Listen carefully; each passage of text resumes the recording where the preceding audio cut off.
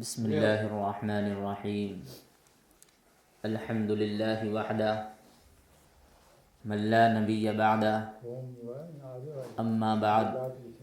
فاعوذ باللہ من الشیطان الرجیم بسم اللہ الرحمن الرحیم شہر رمضان الذی انزل فیہ القرآن ہدی للناس وبینات من الہدی والفرقان وقال اللہ تعالی فی مقام آخر یا ایہا الذین آمنوا کتب علیکم الصیام کما کتب علی الذین من قبلکم لعلکم تتقون او کما قال علیہ الصلاة والسلام من قام رمضان ایمانا واحتسابا غفر له ما تقدم من ذنبه اللہم صلی علی محمد وعلی آل محمد كما صليت على إبراهيم وعلى آل إبراهيم إنك حميد مجيد اللهم صل على محمد وعلى آل محمد كما صليت على إبراهيم وعلى آل إبراهيم إنك حميد مجيد اللهم صل على محمد وعلى آل محمد كما صليت على إبراهيم وعلى آل إبراهيم إنك حميد مجيد میرے معزز دوستوں اور حاضرین عظام، مصلیان عظام،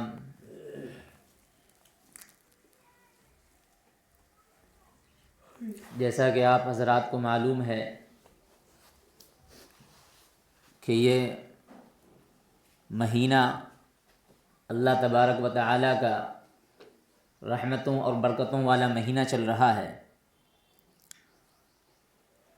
اور اللہ تعالیٰ کا بے پایہ ہم پر احسان اور کرم ہے، اس کا الطاف ہے اور اس کی عنایت ہے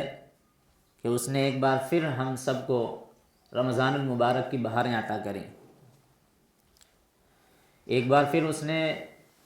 وہ مہینہ ہم کو عطا کرا جس میں ہمارے دلوں کی بنجر زمین کو اللہ کے انوار و تجلیات اور گناہوں سے بخشنے کا ایک ذریعہ، ایک قیمتی اثاثہ، ایک قیمتی بہترین وقت ہم لوگوں کو عطا کرا، وہ رمضان المبارک کی شکل میں عطا کرا۔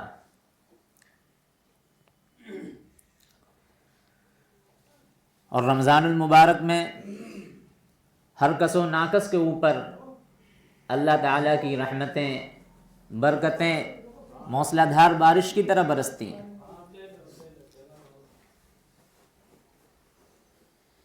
بس یہ اس شخص کے اوپر منحصر ہوتا ہے کہ وہ شخص کتنا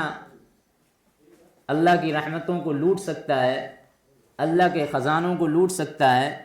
اپنے گناہوں کو کس طرح بخشوا سکتا ہے، اپنی کس طرح مغفرت کروا سکتا ہے، یہ اس کے اوپر منحصر ہوتا ہے۔ اور یہ مبارک ایام چل رہے ہیں اور ہر شخص اپنی استعداد اور اپنی ہمت سے ہر طرح لوگ اس سے فیضیاب بھی ہو رہے ہیں، لوگ اس سے استفادہ بھی کر رہے ہیں اور حتی المقدور کوشش بھی کر رہے ہیں۔ لیکن اسی رمضان میں بہت سے ایسے بخیل، بہت سے ایسے شقی القلب، بہت سے ایسے کم بخت، بہت سے ایسے بدبخت ہوں گے جو اس مبارک دنوں میں بھی اپنی شقاوت اور اپنی کم بختی پر اترے ہوں گے، یعنی وہ بھی اس مبارک ایام میں اللہ کی رحمتوں سے، اللہ کے انوار و برکات سے، اللہ کے اللہ کے اللہ کی ایک ایک برکتوں سے، رحمتوں سے وہ محروم ہوں گے۔ یہ ان کے اپنے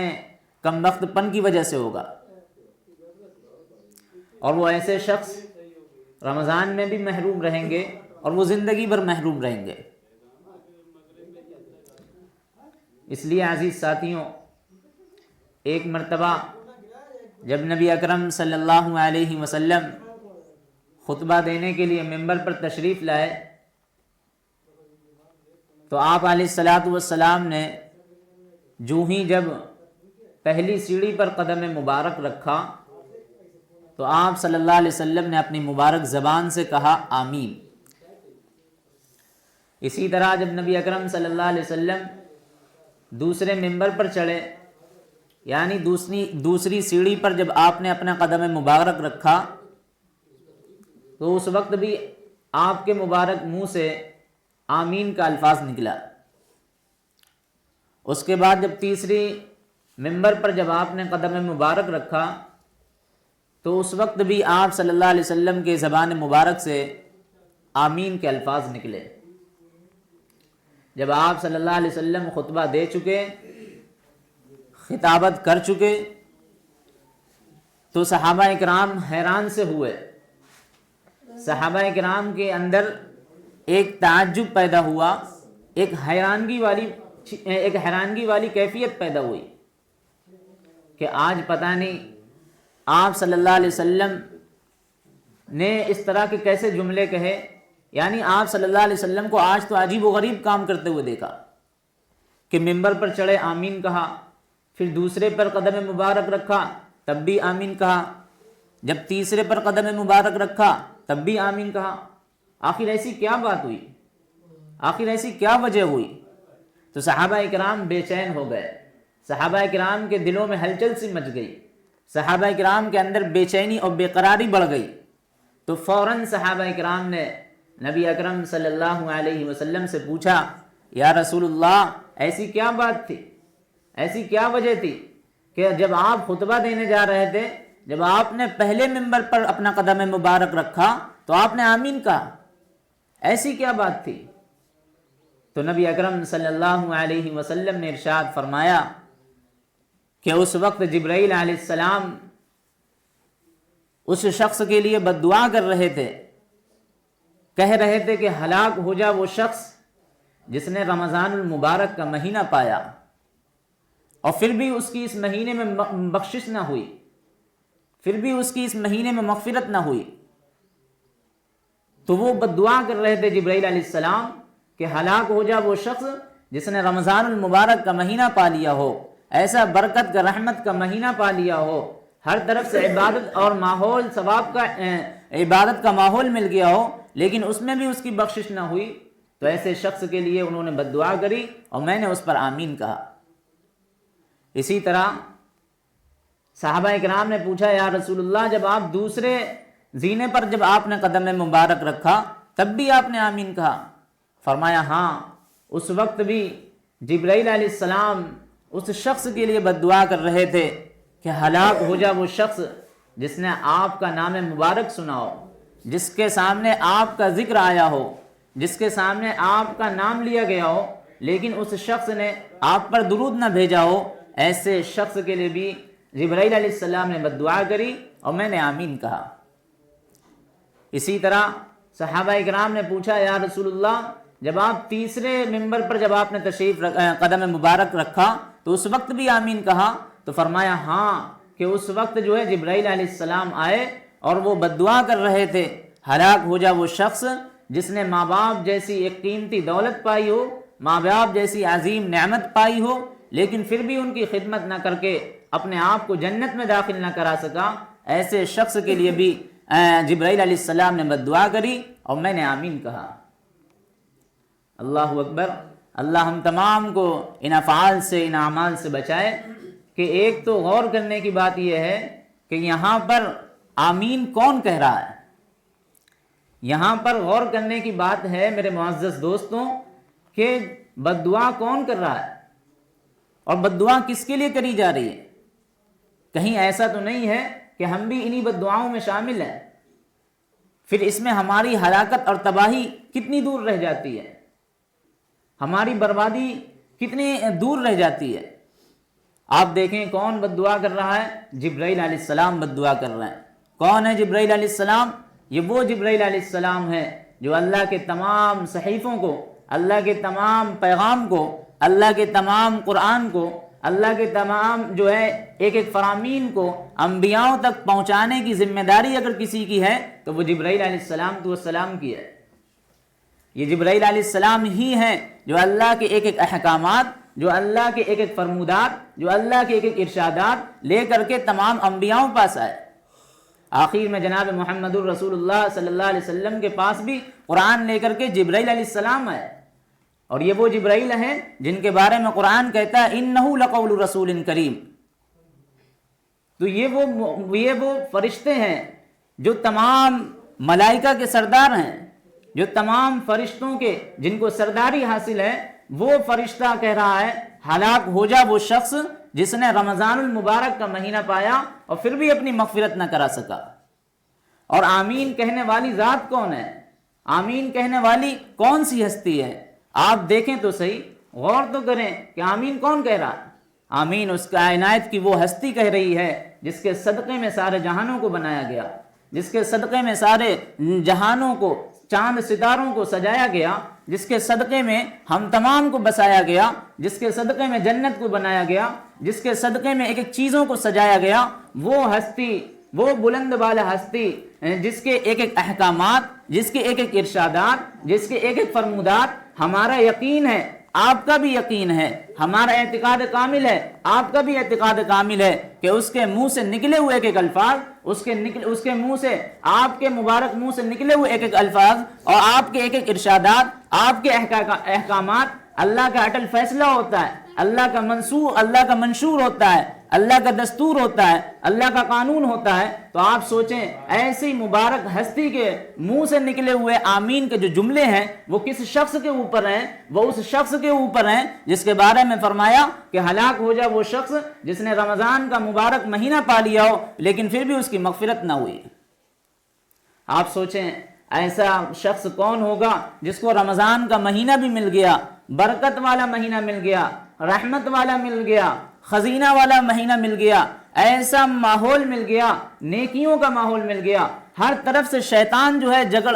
بند ہو گیا ہے، شیطان کو قید کر دیا گیا ہے، شیطان کے پیروں میں بیڑیاں ڈال دی گئی ہیں، جنت کو سجا دیا گیا ہے، مومن کا رزق بڑھا دیا گیا ہے، ایک نفل نماز کا ثواب فرض کے برابر دیا جا رہا ہے، ایک فرض کا ثواب 70 فرضوں کے برابر دیا جا رہا ہے، جہاں پر ہر طرح کی عبادتیں ہیں، جہاں پر اللہ کے انوار تجلیات کی برسات ہو رہی ہے، اس کی رحمت اور اس کی جو ہے برکتوں کی بارش ہو رہی ہے، لیکن ایسے ماحول میں بھی، ایسے ایام میں بھی، ایسے دنوں میں بھی اللہ کی رحمت سے وہ محروم ہے، وہ اپنی بخشش نہیں کروا پایا۔ ایسے شخص کے بارے میں جناب محمد رسول اللہ صلی اللہ علیہ وسلم نے آمین کے جملے کہے ہیں، یعنی اس کی جو ہے تباہی اور بربادی کے بارے میں آمین کہا ہے۔ آپ سوچیں کون ہوگا ایسا شخص جو رمضان المبارک کی ناقدری کر رہا ہے، جو رمضان المبارک کی ایک ایک لمحے کو ضائع کر رہا ہے، جو رمضان المبارک کے ایک ایک ایام کو جو اتنے قیمتی اور اتنے قیمتی وقت ہے کہ حدیثوں میں آتا ہے کہ اگر کوئی شخص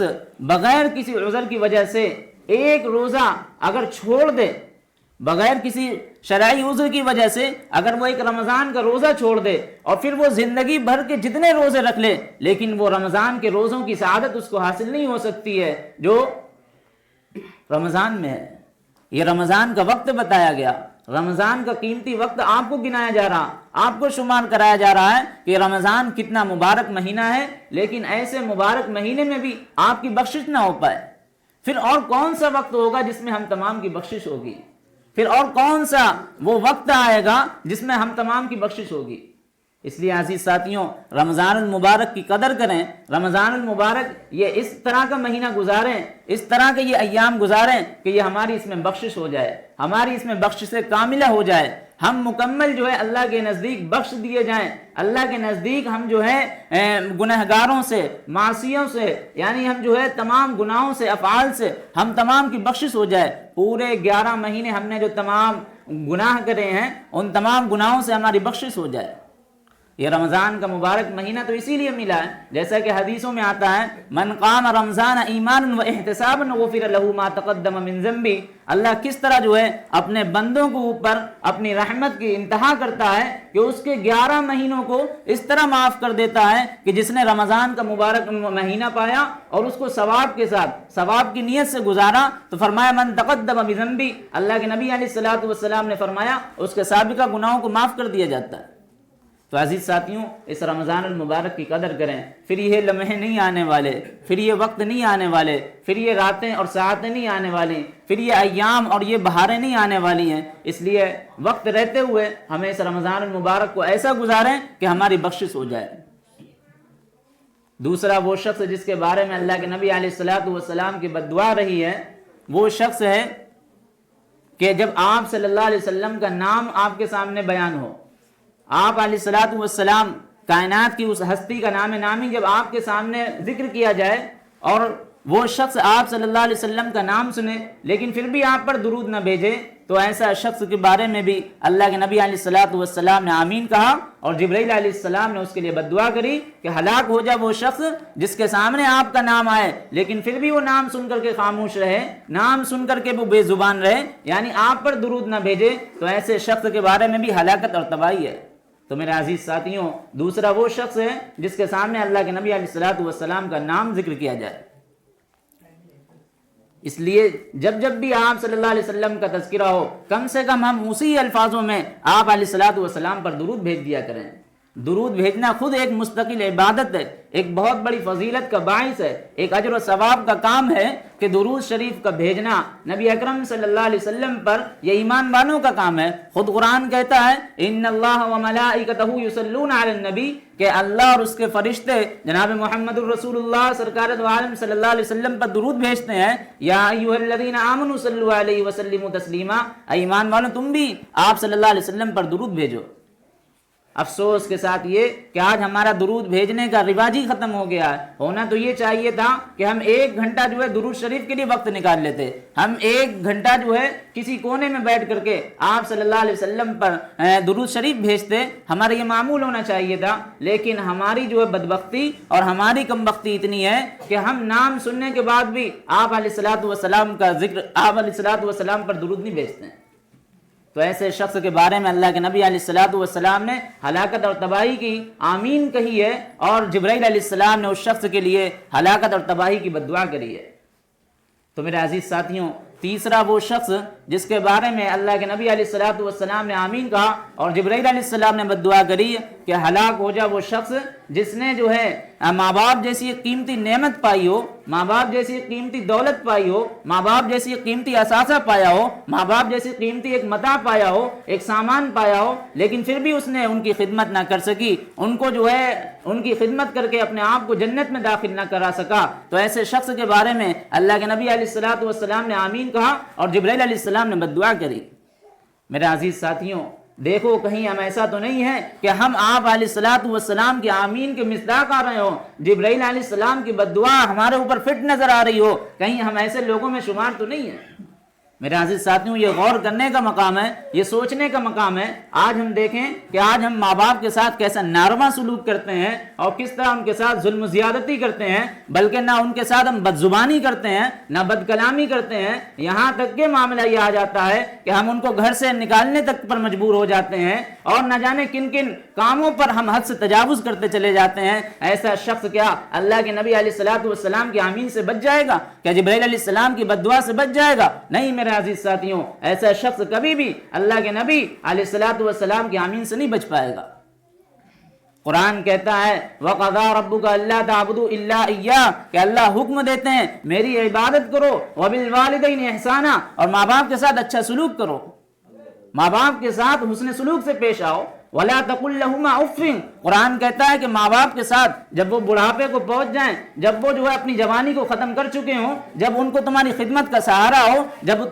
ان کو جو ہے تمہارے بازو بننے کا ایک سہارا ہو، اس وقت قرآن کہتا ہے وَلَا تَقُل لَّهُمَا أُفٍّ وَلَا تَنْهَرْهُمَا، ان کو تم اف تک مت کہنا۔ اف جانتے ہو کسے کہتے ہیں؟ علماء کہتے ہیں اف اسے کہتے ہیں کہ جب کسی مٹی کو ہاتھ پر رکھا جائے یا کہیں پر رکھا جائے، اس کو جو ہے پھونک سے اڑانا، اس کو اف کہتے ہیں۔ اس طرح کے الفاظ تک مت نکالنا اپنے ماں باپ کے سامنے جب وہ بڑھاپے کو پہنچ جائیں، اور یہاں ہم نہ جانے کیا بدتمیزی اور بے شرمی کی حد کو انتہا پار کر جاتے ہیں۔ تو میرے عزیز ساتھیوں، ہمیں بچنا چاہیے۔ قرآن ہمیں دعا سکھاتا ہے وَلَا تَقُل لَّهُمَا أُفٍّ وَلَا تَنْهَرْهُمَا وَقُل لَّهُمَا قَوْلًا كَرِيمًا رَبِّ ارْحَمْهُمَا كَمَا رَبَّيَانِي صَغِيرًا۔ ماں باپ ایک بہت قیمتی دولت ہے، ایک بہت قیمتی اثاثہ ہے، اور آپ پوچھیں ان سے جن کے پاس ماں باپ نہیں ہیں، تو میرے عزیز ساتھیوں ہمیں ان کی قدر کرنی چاہیے، وقت رہتے ہمیں ان کی فکر کرنی چاہیے اور ان کی خدمت کرنی چاہیے۔ قرآن جگہ جگہ یہی اصول بیان کرتا ہے، جہاں اللہ نے اپنے حقوق بیان کرے ہیں، جہاں اللہ نے اپنی عبادت بیان کری ہے، جہاں اللہ نے اپنی توحید بیان کری ہے، جہاں اللہ نے اپنی ربوبیت بیان کری ہے، جہاں اللہ نے اپنی وحدانیت بیان کری ہے، اس کے ساتھ میں اللہ نے جو ہے اپنے پالنے والے یعنی ماں باپ کی بھی جو ہے حقوق بیان کرے ہیں، جگہ جگہ یہی اصول بیان کرا ہے، وَبِالْوَالِدَيْنِ إِحْسَانًا وَبِالْوَالِدَيْنِ حُسْنًا، کہ ماں باپ کے ساتھ اچھا سلوک کرو، ماں باپ کے ساتھ اچھے باتوں سے، ان کے ساتھ نرم مزاجی سے، ان کے ساتھ بہترین گفتگو کے ساتھ پیش آؤ، یہ قرآن بیان کرتا ہے۔ لیکن افسوس آج ہمارا معاشرہ ان تمام چیزوں سے بیزار دکھتا ہوا نظر آتا ہے، ماں باپ کے ساتھ کیسا ناروا سلوک کرتا ہوا نظر آتا ہے۔ اللہ ہم تمام کو بچائے۔ ہماری ہلاکت اور تباہی میں کوئی وقت دور نہیں رہ گیا، جبرائیل علیہ السلام کی بد دعا ہمارے لیے فٹ آتی ہے۔ تو ایسے شخص کے بارے میں نبی اکرم صلی اللہ علیہ وسلم نے ہلاکت کی دعا کری ہے۔ تو ہمیں چاہیے کہ ہم ماں باپ کی اچھی طرح خدمت کریں، ان کو راضی رکھ سکیں۔ جناب محمد الرسول اللہ صلی اللہ علیہ وسلم نے کیا حدیث میں بتایا؟ جب صحابی نے پوچھا کہ یا رسول اللہ ما حق الوالدین، والدین کا حق کیا ہے؟ تو جناب محمد الرسول اللہ صلی اللہ علیہ وسلم نے کیا فرمایا؟ فرمایا ہما جنتو کا ونارو کا، کہ وہ تمہاری جنت ہیں، وہ تمہاری دوزخ ہیں۔ کیا مطلب ہے کہ اگر تم نے ان کی خدمت کر لی، اگر تم نے ان کی صحیح جو ہے خدمت کر لی، ان کی جو ہے صحیح طریقے سے بڑھاپے میں جو ان کو ضروریات ہوتی ہیں وہ ان کی خدمت پوری کر سکے تو وہ تمہاری جنت ہے۔ لیکن اگر تم نے ان کی ناقدری کری، ان کی تم نے ناشکری کری اور تم نے جو ہے ان کو اپنے سے متنفر کرا، تو پھر یہی تم جو ہے تمہاری جہنم ہے۔ آپ کئی بے شمار واقعات سنتے ہوں گے، کس طرح کے واقعات ہیں۔ ایک صحابی کا واقعہ ہے لیکن وقت نہیں ہے، بیان کرنے سے وقت نہیں ہے، جو میں آپ کو بیان کر کے بتاؤں کہ کس طرح جو ہے ماں باپ کی ناراضگی کا سبب کیسا ہوا کہ ان صحابی کی زبان سے موت کے وقت جو ہے جو کلمہ اور نمازوں کے پابند ہیں، جو روزوں کے پابند ہیں، جو زکوٰۃ کے پابند ہیں، اتنے بڑے صحابی ہونے کے بعد بھی حضرت علقمہ ان کی زبان مبارک سے جو ہے لا الہ الا اللہ نزا کے وقت میں یعنی موت کے وقت میں منہ سے الفاظ نہیں نکل لیتے۔ وجہ پوچھی گئی تو وجہ سامنے آئی کہ ماں ان کی ناراض ہیں، ماں ان سے جو ہے ان سے ناپسندیدہ ہیں، یعنی ان سے ناراض ہیں۔ تو فوراً ان کی جو ہے ماں کو بلایا گیا۔ ماں کو بلانے کے بعد آپ صلی اللہ علیہ وسلم نے ان سے کہا کہ ان کو یا تو معاف کر دیں، یہ ان کے حق میں بہتر ہیں۔ لیکن اس ماں نے کہا نہیں، انہوں نے میرا بہت زیادہ دل دکھایا، میرے دل کو انہوں نے جو ہے پار کیا ہے، ہم جو ہے ان کو نہیں معاف کر سکتے۔ تو نبی اکرم صلی اللہ علیہ وسلم نے ایک تدبیر کے طور پر جب لکڑیاں اکٹھا کرنے کے لیے کہا اور ان کو آگ میں جلانے کے لیے کہا تو فوراً اس ماں کے آنکھوں سے آنسو نکل گئے اور ان کا دل جو ہے اس اولاد کے لیے بے چین ہو گیا، تڑپ اٹھا، تو فوراً کہا کہ ہاں میں نے معاف کر دیا۔ تو دیکھا جا کر کے اس صحابی کے زبان سے جو ہے کلمے کے الفاظ نکل گئے، یعنی کلمہ پڑھتے ہوئے ان کو موت آئی۔ تو یہ ماں باپ کی ناراضگی کا سبب تھا۔ میرے عزیز ساتھیوں، یہ رمضان المبارک کا مہینہ چل رہا ہے، ہم دیکھیں کہ ایک ماں باپ کو کس طرح جو ہے اپنے بچوں کے طے ہونا چاہیے۔ ایک ماں باپ کس طرح اچھے ماں باپ ہوتے ہیں جو رمضان میں اپنے بچوں کی اور اس کے علاوہ اچھی تربیت کر سکیں، جو بتا سکیں کہ رمضان کس طرح کا مہینہ ہے۔ ایک ماں باپ اچھے نمونے بن کر کے بچوں کو دکھائیں کہ ہاں یہ ماں باپ اچھے بن کر دکھائیں کہ ایک اچھے ماں باپ جھوٹ نہیں بولتے ہیں، ایک اچھے ماں باپ جو ہے ٹی وی نہیں دیکھتے ہیں، ایک اچھے ماں باپ گناہ گاریوں میں ملوث نہیں نظر آتے ہیں، ایک اچھے ماں باپ جو ہے لغویات میں فضولیات میں نظر نہیں آتے ہیں۔ جب اس طرح آپ اپنے چھوٹے بچوں کو دکھائیں گے تو اسی چھوٹے بچوں کے اندر ایک رمضان کی عظمت پیدا ہوگی، ایک ماں باپ کی عظمت پیدا ہوگی۔ میرے عزیز ساتھیوں، میں بس اسی پر اپنی بات کو ختم کرتا ہوں اور اللہ کریم سے دعا کرتا ہوں کہ اللہ تعالی ہم تمام کی اس رمضان میں مغفرت فرمائے، بخشش فرمائے اور ہم تمام کو اپنے والدین کی خدمت کرنے کی توفیق عطا فرمائے، اور جن کے ماں باپ نہیں ہیں جو اس دنیا سے جا چکے ہیں ان کو توبہ استغفار کرنے کی توفیق عطا فرمائے۔